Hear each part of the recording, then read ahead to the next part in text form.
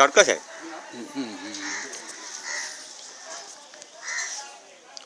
હિતેશભાઈ, હવે તમે તમારા તબેલામાં તમારા જાનવરને જ્યારથી સમૃદ્ધિ સાગરને ચાલુ કર્યું ખવડાવવાનું, તો એમાં તમને કયા ફાયદા દેખાય?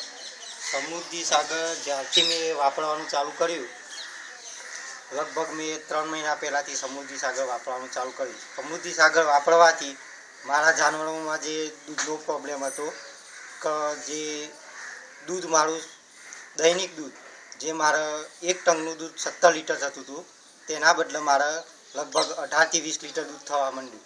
એટલે કે મને 2 લીટરનો ફાયદો થવા માંડ્યો એમાં. એટલે કે આખા દિવસનો મને 4 લીટરનો ફાયદો થવા માંડ્યો.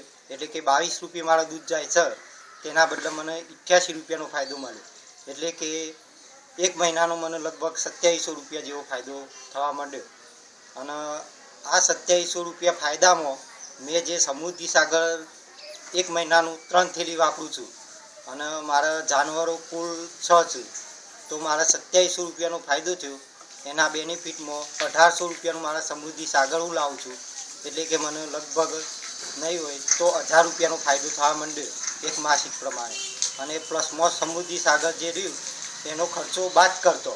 જ્યારે બીજું કારણ એ કે મેં જ્યારથી સમૃદ્ધિ સાગર વાપર્યું ત્યારથી લગભગ મારે જે ફેટમાં 3.8 3.9 એવો ફેટ આવતો હતો, એના બદલે 4 ને 2 4.3 એવો ફેટ આવવા માંડ્યો. એટલે ફેટમાં પણ મારે બેનિફિટ વધ્યું, દૂધમાં પણ મારે બેનિફિટ વધ્યું.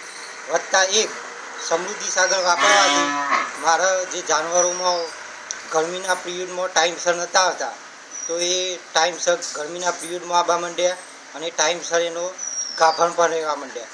એટલે કે મારે ઓલાદોનું ઉત્પાદન પણ વધારે થવા માંડ્યું.